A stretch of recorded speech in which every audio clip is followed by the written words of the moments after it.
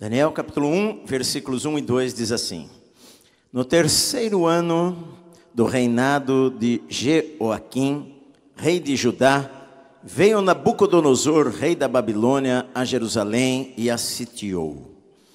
O Senhor lhe entregou nas mãos a Jeoaquim, rei de Judá, e alguns dos utensílios da casa de Deus.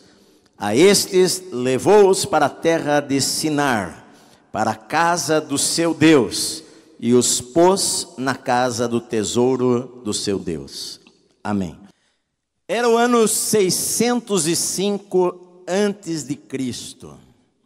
Havia dois impérios, na verdade, nesta época. Um que dominava lá no sul do mundo conhecido aqui, onde estava Israel. Um que dominava no sul, que era o Egito. E o outro no norte, que estava crescendo, que era a Babilônia.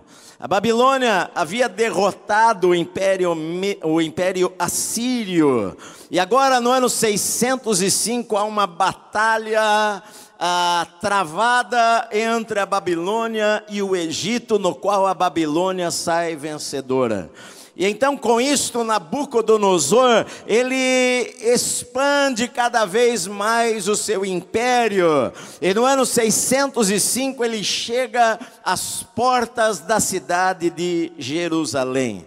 A Bíblia diz que eles sitiam Jerusalém e invadem a cidade de Jerusalém, levando cativo o povo de Israel. Nesta primeira leva, porque na verdade por 3 vezes Nabucodonosor, ele invade a terra de Israel. E nesta primeira leva, ele separa, ele pede para que fossem separados jovens em quem não houvesse defeito, jovens que fossem da linhagem real, moços que fossem instruídos na sabedoria e na ciência de Israel, versados no conhecimento, para que eles fossem treinados na cultura e na língua da Babilônia.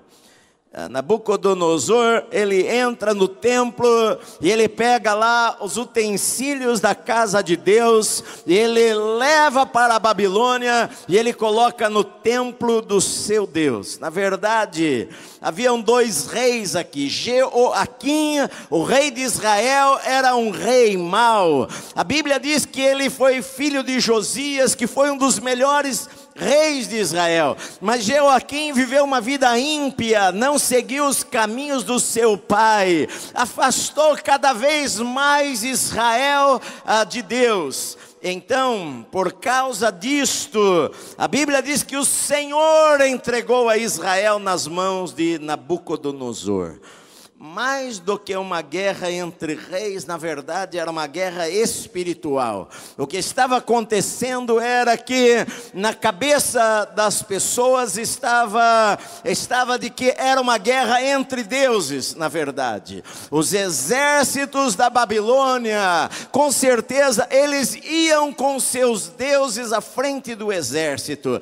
Levavam as suas orações e oravam aos seus deuses para que os deuses da Babilônia dessem vitória para eles nas batalhas. Israel também certa vez chegou a levar a arca do Senhor quando perderam uma guerra. Eles levaram a arca do Senhor para o campo de batalha, e quando os filisteus ouviram que a arca de Deus estava lá, eles ficaram com medo e eles falaram: nós estamos perdidos, porque os deuses que derrotaram os egípcios estão no acampamento de Israel. Na cabeça deles, os deuses acompanhavam os exércitos nos campos de batalha. Na verdade, para Nabucodonosor, o Deus de Israel havia perdido a guerra. Ele pega como um troféu os utensílios lá do templo, objetos consagrados ao Senhor, objetos santos para o povo de Deus, e ele transporta aquilo juntamente com um grupo de pessoas que são levadas cativas para a Babilônia, e ele coloca as imagens lá no templo, no seu templo, como troféus de que os nossos deuses são maiores, os nossos deuses são mais fortes do que os deuses de Israel. Os deuses de Israel perderam a batalha, e se os deuses perderam a batalha, não há nenhum Deus que vai poder resistir ao exército da Babilônia. Mas na verdade, o problema de Israel era a desobediência. Israel somente foi para o cativeiro porque eles desobedeceram a Deus. Israel, pouco a pouco, na verdade, depois do rei Davi e Salomão, e quando o reino foi dividido, poucos reis de Judá, na verdade, amaram e temeram ao Senhor. A grande maioria dos reis, tanto do norte como do sul de Israel, não temeram ao Senhor, não amaram a Deus, não serviram a Deus. E por causa disto, o Senhor deixou de estar com Israel. O problema não era a força do inimigo, o problema é que Deus já não estava mais conosco. Deus levantou profetas para pregar, Deus levantou profetas para falar, e veio Oséias, e vieram tantos profetas pregando para Israel: voltem-se para o Senhor, olhem para Deus. Mas Israel não obedeceu as palavras dos profetas, antes mataram e perseguiram os profetas, e por causa disto, Deus deixou a Israel para que os babilônios viessem e os derrotassem.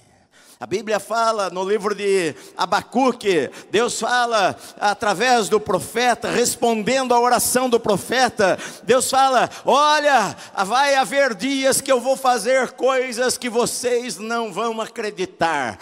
Eu vou trazer os caldeus que é um povo pior do que vocês, mas eu vou trazê-los para a sua terra. Eles vão invadir as suas cidades. Aquilo para Israel, como é que Deus pode permitir uma coisa destas? Jeremias falou sobre isto. Ezequiel, que foi levado na segunda turma, porque no ano 605, quando Nabucodonosor estava lá em Jerusalém, chegou a notícia de que o seu pai havia morrido, e então ele volta com os exércitos para a Babilônia, e só volta a Israel no ano 597 a.C., na segunda invasão. E na segunda invasão ele leva muita gente também para a Babilônia, dentre eles um jovem chamado Ezequiel, que é levado para a Babilônia. E lá na Babilônia, Ezequiel, ele tem uma visão, e a Bíblia diz que o Espírito do Senhor o pega e o leva até Jerusalém. E lá em Jerusalém, ele é levado para dentro do templo no Espírito, e quando ele olha o templo, Deus fala para ele: olha o que os sacerdotes fazem, olha o que o meu povo faz nas suas câmaras secretas. Eles pintaram as paredes de dentro do templo, eles pintaram o átrio com imagens dos deuses das outras terras. Deus falou: eu não posso estar lá naquele lugar. Então a Bíblia diz que Deus mostra a Ezequiel a glória de Deus saindo do templo, saindo do Santo dos Santos, indo para os muros da cidade, dos muros da cidade indo para o Monte das Oliveiras, e a glória de Deus então vai para o deserto. Somente por causa disto é que Nabucodonosor conseguiu entrar na cidade, porque já a presença de Deus, a glória de Deus, a bênção de Deus já não estava lá, já não estava com Israel, já não estava com o povo de Deus. Na verdade, na cabeça de Nabucodonosor, era: os nossos deuses venceram a batalha. a cabeça de Israel. Por que isto acontece?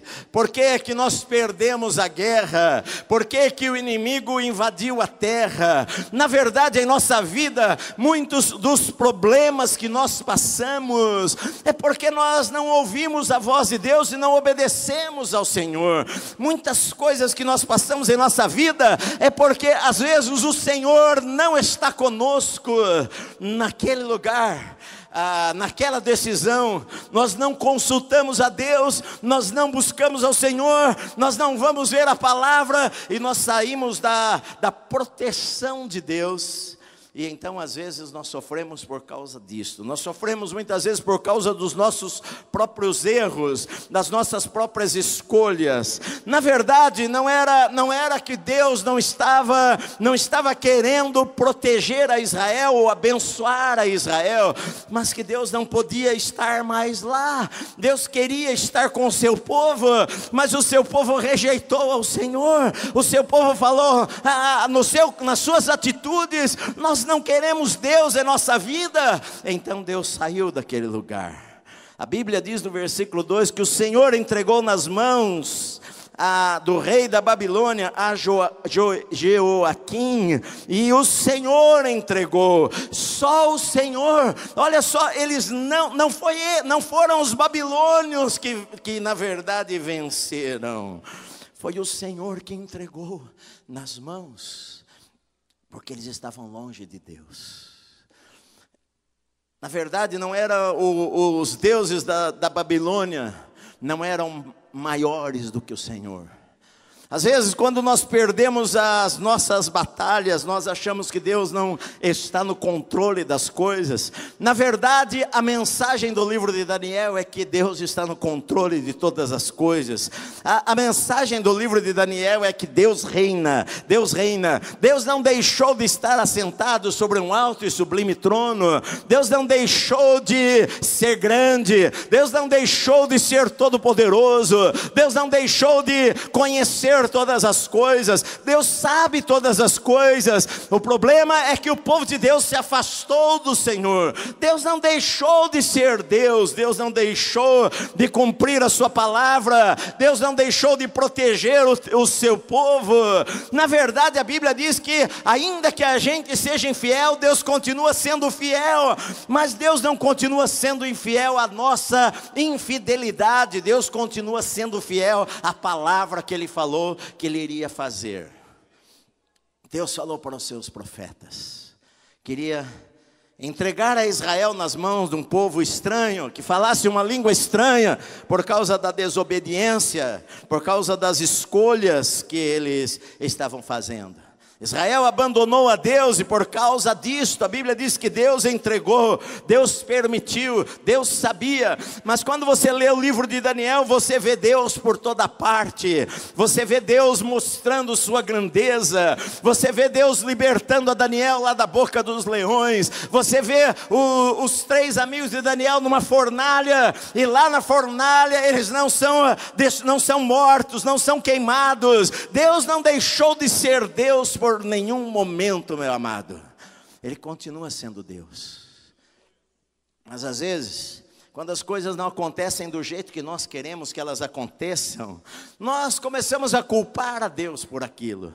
Nós achamos que Deus nos abandonou, nós achamos que Deus não ouve orações, nós achamos que Deus não sabe do que está acontecendo. Algumas vezes nós até nós acabamos crendo num Deus, numa teologia de um Deus no deísmo, que diz o seguinte, que Deus criou a humanidade e entregou a sua própria sorte, que Deus não intervém na história. Então há muitas pessoas que acreditam no deísmo na sua vida, de que Deus falou o seguinte: olha, aqui está nas mãos de vocês, vocês fazem a sua escolha, e nem mesmo Deus sabe o que você vai escolher no dia de amanhã. Você acredita que Há uma linha evangélica que acredita que Deus não sabe o que vai acontecer, que Deus não sabe o que vai acontecer no dia de amanhã, que Deus não sabe a escolha que você vai fazer na sua vida. Não, Deus sabe, meu amado. Deus sabe as escolhas que você vai fazer na sua vida. Ele é soberano, Ele é todo poderoso. Ele poderia obrigar você a tomar certas decisões, mas Ele não faz isso daí, porque na soberania de Deus, Deus resolveu entregar as decisões, as escolhas para você fazer. Deus não queria um grupo de fantoches, mas Deus queria pessoas que tomassem decisões e fizessem escolhas. Embora Deus, sabendo todas as coisas, Ele sabe até mesmo as escolhas que você vai fazer amanhã. Ele sabe todas as coisas. Deus, Ele é onipotente. Deus, Ele é onipresente. Deus, Ele é onisciente. Deus, Ele é todo sabedoria. Ele sabe todas as coisas. Nenhum exército era capaz de destruir a Israel se Israel estivesse andando com Deus. Gideão com 300 venceu um exército imenso. Israel, quando ia para a guerra, a vitória não estava nas suas armas. O salmista, ele falou: uns confiam em carros, outros em cavalos. Nós faremos menção do nome do Senhor. Nós confiamos no Senhor. Sabe, na guerra uns confiam na força das carruagens, na força dos cavalos, mas nós confiamos em Deus. Nós confiamos, sabemos quem é o Senhor. Davi, ele falou: com o Senhor eu salto muralhas, com o Senhor eu passo as barreiras. Sabe, meu amado, todas as vezes que Israel estava com o Senhor nas guerras, eles tiveram vitória, independente do número, independente de quantos soldados eles tinham, independente da sua capacidade militar. O segredo da vitória de Israel era que Deus estava com eles, o Senhor estava com eles, o Senhor os tirou do Egito. O problema é que eles se esqueceram disto. Eles acharam que eu não preciso fazer o que agrada a Deus, Deus vai estar conosco de qualquer maneira. E Deus falou para Moisés certa vez: olha, eu não vou mais andar com este povo. Deus colocou princípios que eu posso escolher na minha vida se eu quero ou não andar com o Senhor. Josué, ele falou: olha, vocês têm uma escolha para fazer na vida de vocês. Eu não sei o que vocês querem, mas Josué falou: eu e a minha casa serviremos ao Senhor. O que vocês querem da vida de vocês? Eu e a minha casa vamos servir a Deus. Sabe, queridos, as escolhas que nós fazemos em nossa vida determinam se Deus vai andar conosco ou se Deus não vai andar conosco. Aí nós questionamos, aí nós reclamamos, aí nós pensamos que Deus nos abandonou, aí nós achamos que Deus não está mais conosco. E quando você vê o livro de Daniel, você vê um Deus presente, você vê um Deus agindo na vida de Daniel e daqueles que o temiam. Você vê um Deus que conhece cada detalhe das coisas. Você vê um Deus que está acima de Nabucodonosor e dos reis da Babilônia e dos reis da terra. Você vê um Deus que Nabucodonosor chega à conclusão, depois de ficar naquela loucura como um animal por 7 anos, um dia ele levanta sua cabeça, olha para o céu, ele vem o entendimento, e ele então fala: eu reconheço hoje que o Altíssimo tem domínio sobre o reino dos homens. O livro de Daniel mostra: o Altíssimo tem domínio sobre o reino dos homens. Você acredita nisso para a tua vida, meu amado? O Altíssimo tem domínio sobre o reino dos homens. Agora, às vezes a gente sofre por culpa dos outros. Como no caso de Daniel. Daniel estava lá na sua casa. Daniel era da linhagem real. Daniel era parente na família real. Daniel era um jovem, ele e os seus amigos, que com certeza tinham sonhos, amavam a Deus. E agora veio o inimigo e o leva embora para longe da sua terra. O inimigo que quer agir, o inimigo que usa as táticas que são as mesmas que ele sempre usou. Sabe, a tática da Babilônia era o seguinte: não era querer destruir a religião de Israel de uma maneira clara. A tática da Babilônia era infiltrar-se quase que sem perceber. É o que o diabo faz. O alvo eram os jovens, o alvo eram pessoas influentes, o alvo era mudar o pensamento, o alvo era a primeira estratégia do diabo, a primeira estratégia de Nabucodonosor era o isolamento. Nós vamos isolar estes jovens, levá-los para fora da sua terra, levá-los para longe da vida religiosa, levá-los para longe do templo. Nós vamos pegar jovens da família real, jovens que poderiam ser os próximos reis de Israel, e nós vamos isolá-los, e nós vamos colocá-los longe da sua terra, e nós vamos doutriná-los, e nós vamos dar a eles uma cultura nova e uma língua nova. É o que diz aqui o texto. Nós vamos treiná-los na cultura e na língua da Babilônia, para que eles pensem como os babilônios, para que eles falem como os babilônios, para que eles sintam como os babilônios, para que eles se vistam como os babilônios. Esta era a estratégia do rei da Babilônia. Nós vamos mudar a identidade deles, nós vamos fazer com que eles se comprometam com as coisas, nós vamos dar a melhor comida para eles, o manjar da mesa do rei. Sabe, Israel, na verdade, ele tinha uma regra de alimentação. Havia alimentos que para eles eram impuros, eles não deveriam comer, mas eles vão comer a comida do rei, eles vão comer os banquetes. Era isto que o rei da Babilônia queria. Eu quero que eles se sintam bem aqui neste lugar, que eles sejam treinados e preparados, que a cabeça deles mude, que eles não tenham mais aquela visão do Deus de Israel. Nós vamos mudar o nome deles. Daniel, nós vamos dar o nome de Beltesazar. O outro, Ananias, o nome de Sadraque. Misael, o nome de Mesaque. Azarias, o nome de Abednego.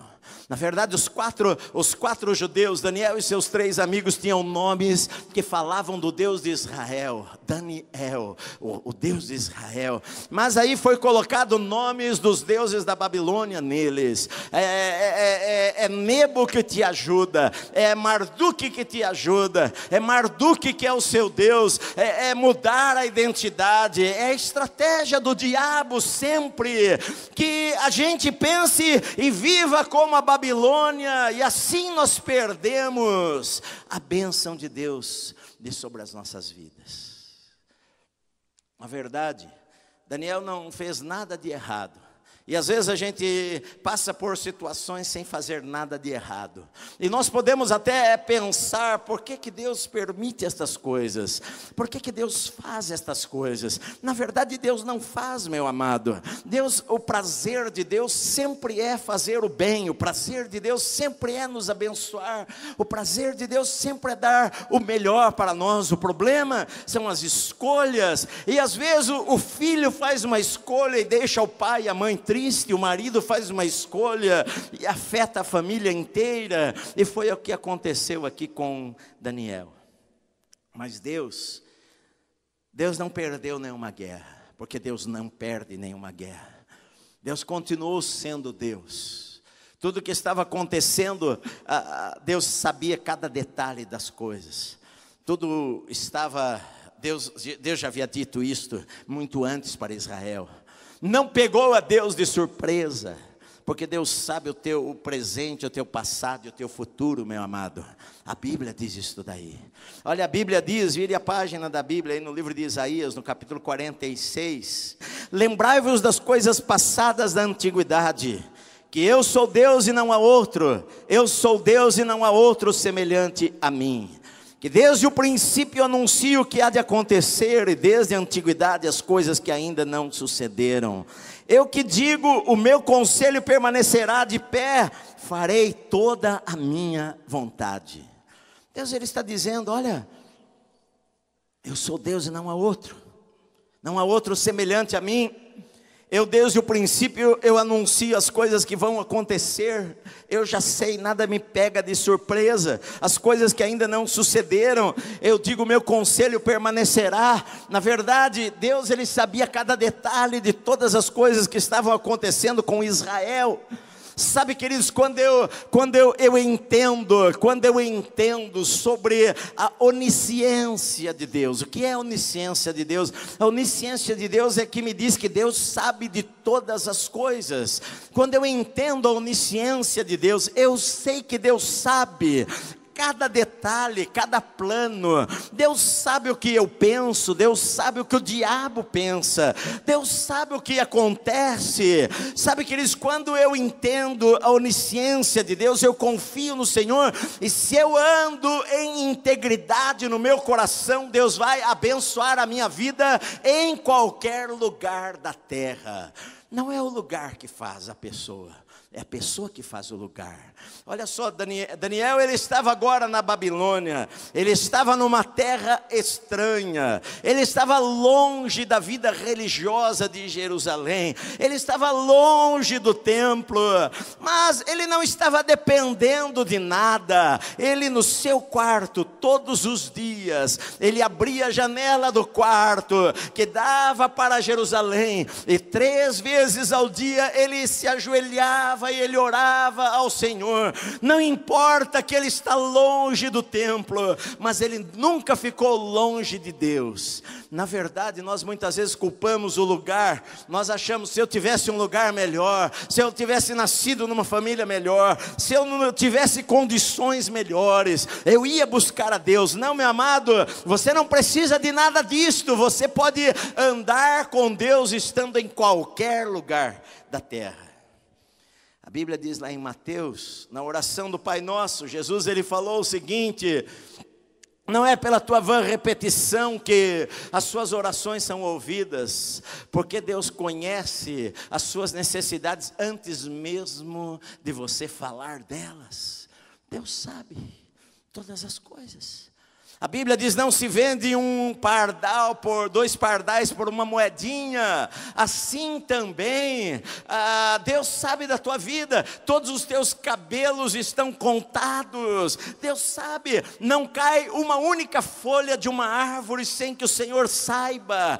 Deus conhece os detalhes. Deus sabe de cada decisão que você toma. Deus sabia, Deus via. Olha, queridos, a gente, como eu falei a semana passada, a gente olha a vida no nível natural e humano, mas a gente não olha com os olhos de Deus. Deus sabia cada detalhe das coisas. Deus não abandonou aquele que o amava. Deus não abandonou a Daniel a sua própria sorte, porque Daniel amava a Deus. A Bíblia fala, olha só, no Salmo 139, que é um salmo bem conhecido: Senhor, tu me sondas e me conheces, sabes quando me assento e quando me levanto. De longe penetras os meus pensamentos, esquadrinhas o meu andar e o meu deitar, e conheces todos os meus caminhos. Ainda a palavra não me chegou à língua, e tu, Senhor, já a conheces toda. Versículo 16: os teus olhos me viram a substância ainda informe, e no teu livro foram escritos todos os meus dias, cada um deles escrito e determinado, quando nenhum deles havia ainda. Olha só, queridos, o salmista ele fala: o Senhor conhece a minha vida, o Senhor conhece os meus pensamentos, o Senhor conhece o meu levantar, o Senhor conhece o meu assentar, o Senhor de longe conhece aquilo que eu penso. A palavra ainda não saiu da minha boca e o Senhor sabe de todas as coisas. Sabe, o Deus que sabe. Ele fala aqui também, ele diz assim: para onde eu fugirei do teu espírito? Para onde eu posso me esconder da tua presença? Se eu tomar as asas da alva, se eu subir aos céus, o Senhor está lá. Se eu fizer a minha cama no abismo, no inferno, o Senhor está lá também. Não tem como eu fugir da tua presença. Sabe, meu amado, eu vejo que estas doutrinas da Bíblia, dos atributos de Deus, quando você conhece o seu Deus, você tem força. Quando você conhece o seu Deus, você enfrenta as dificuldades da vida. Quando você conhece o seu Deus, não há batalha que você tenha medo de enfrentar, não há desânimo que tome o teu coração. coração. O inimigo não é grande diante do nosso Deus. Quando você conhece que Deus conhece, quando você conhece que Deus ele é presente, não tem como você fugir da sua presença. Deus estava na Babilônia, Deus estava em Israel. Daniel ele orou na Babilônia quando não oraram em Israel. Deus está em todo lugar, Deus está ouvindo a nossa oração. Sabe, queridos, quando nós entendemos isto daí, eu posso viver confiando em Deus, não importa o que aconteça. As pessoas às vezes ficam desesperadas, porque às vezes a visão que elas têm de Deus é tão pequena. Olha só, Daniel ele foi levado para a Babilônia, mas lá ele tomou decisões na sua vida. Quando o rei colocou lá o chefe dos eunucos, pelo que me parece aqui, ele transformou esses homens em eunucos. Não há nenhuma evidência de que Daniel tenha se casado ou coisa assim. Ele ficou talvez solteiro para sempre, mas Deus não deixou de ser Deus. Ele estava lá na Babilônia, mas ele continuou sendo cristão e sendo crente em Deus e sendo íntegro no seu coração. Lá na Babilônia ele falou: não, eu não vou me contaminar com estas comidas, eu não vou curvar-me diante desses deuses, eu vou servir ao Senhor, aquele que tudo pode. Sabe, meu amado, quando Nabucodonosor fez aquela grande estátua e mandou que todos se curvassem quando tocassem os instrumentos, e Sadraque, Mesaque e Abednego não se curvaram, Daniel não deveria estar lá na Babilônia naquele tempo, porque senão ele não se curvaria também. E quando os três não se curvaram e o rei falou: olha, ou vocês vão se curvar, ou vocês vão ser lançados na fornalha de fogo ardente, os três falaram para ele: olha, rei, nós não vamos nos curvar diante desses deuses, porque o Deus a quem nós servimos, ele pode nos livrar. Se ele quiser, ele vai nos livrar, mas se ele não nos livrar, saiba que nós não vamos nos curvar diante dos seus deuses. Sabe, quando nós conhecemos a Deus, nós temos convicções em nossa vida. Quando nós conhecemos a Deus, nós não temos medo do amanhã, nós não temos medo da morte, nós não temos medo de doença, nós não temos medo de necessidades. Nós sabemos que o nosso Deus é grande e é tremendo. Ele remove reis e ele estabelece reis. A uns ele exalta, a outros ele abate. As coisas estão nas mãos do Senhor. Ele é o único Deus. A Bíblia fala isso daí. Então eu não tenho medo, não preciso ficar apavorado. Nós vivemos em um tempo difícil, nós vivemos em um tempo de crise, mas eu digo para você que o céu realmente não está em crise. Deus não está em crise, Deus não mudou, Deus não está mais fraco, Deus não escondeu a sua mão. Deus, ele é o mesmo que abre portas e fecha portas. Se eu servir ao Senhor com todo o meu coração, o Senhor vai ser o meu pastor e nada vai me faltar. Se eu servir ao Senhor com todo o meu coração, o Senhor vai guiar os meus passos e vai abençoar a minha casa e a minha vida, mesmo no meio do deserto, meu amado. Mesmo lá na Babilônia, o Senhor vai prosperar a minha vida, como Ele fez com Daniel. Sabe, Deus vai me abençoar em qualquer lugar, se eu o servir com todo o meu coração. Não é o lugar que traz a bênção de Deus, mas sim é a presença de Deus que faz com que eu seja bem sucedido na minha vida.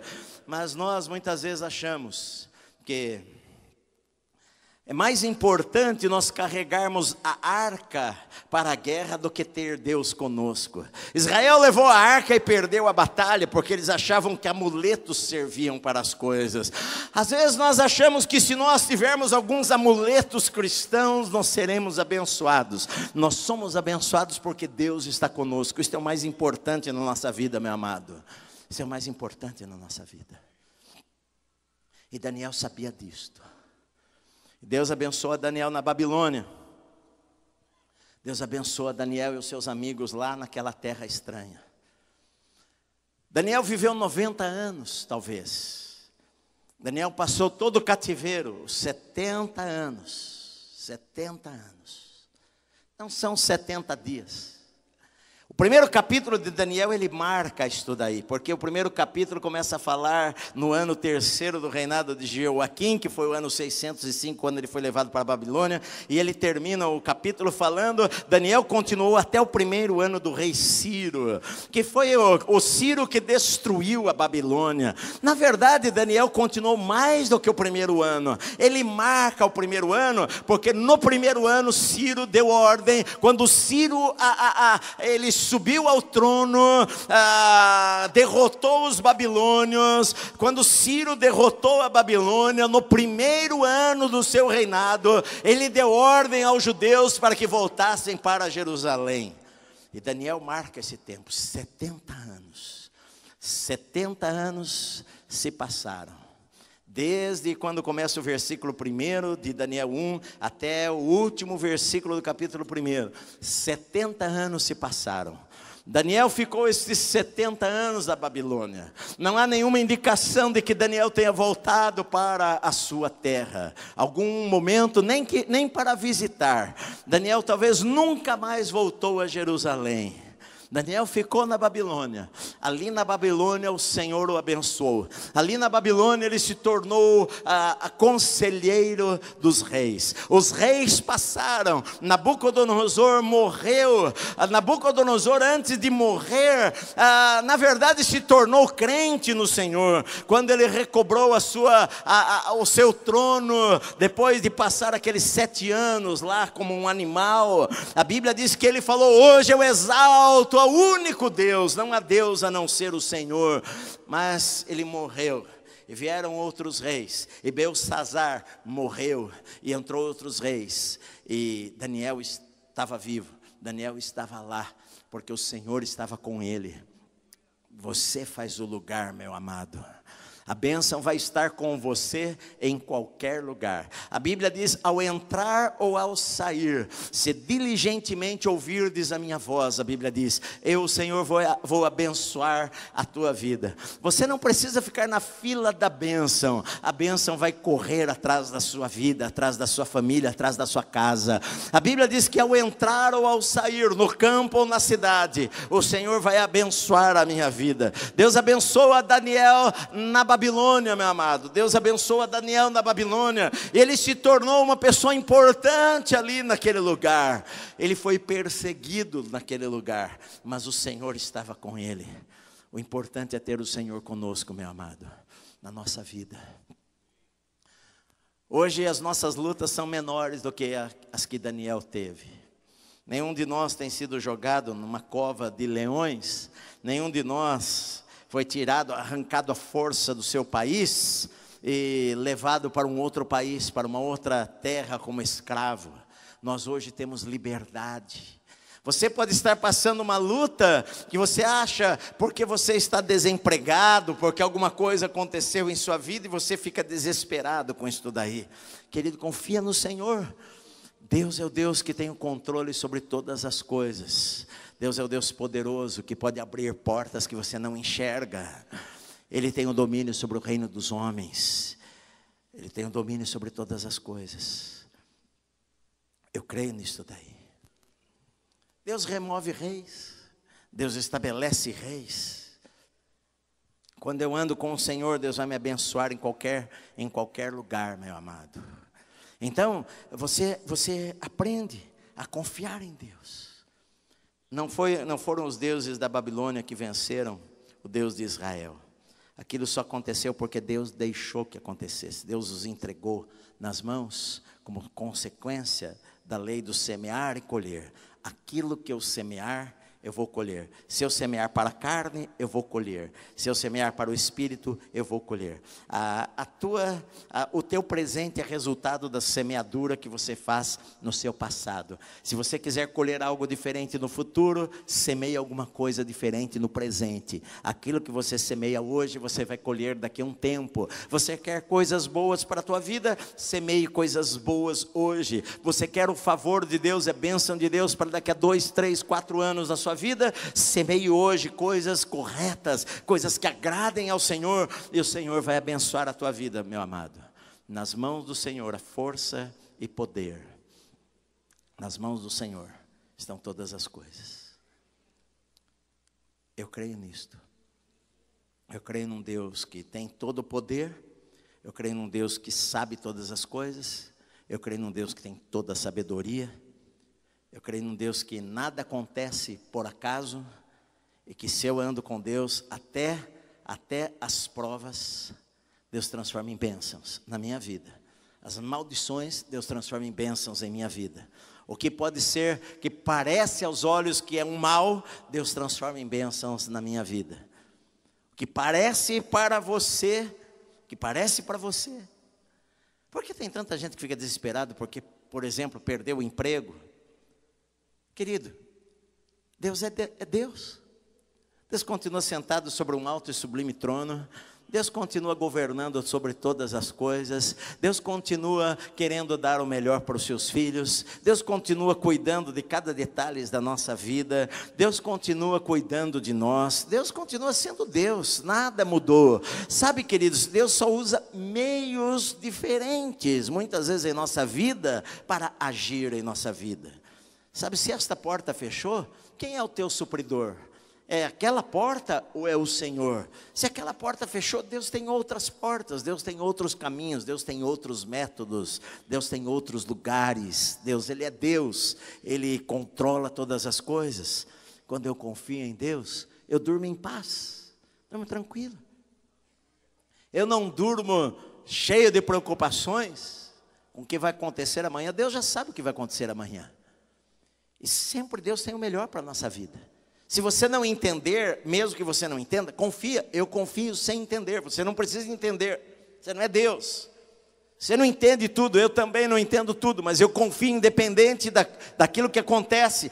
Não são as circunstâncias da vida que fazem com que eu tenha fé no Senhor. Eu tenho fé no Senhor independente das circunstâncias que acontecem na vida. Minha fé está baseada na palavra de Deus, do que Deus falou. Se Deus falou, está escrito. Acabou. É isto. Amém, meu amado?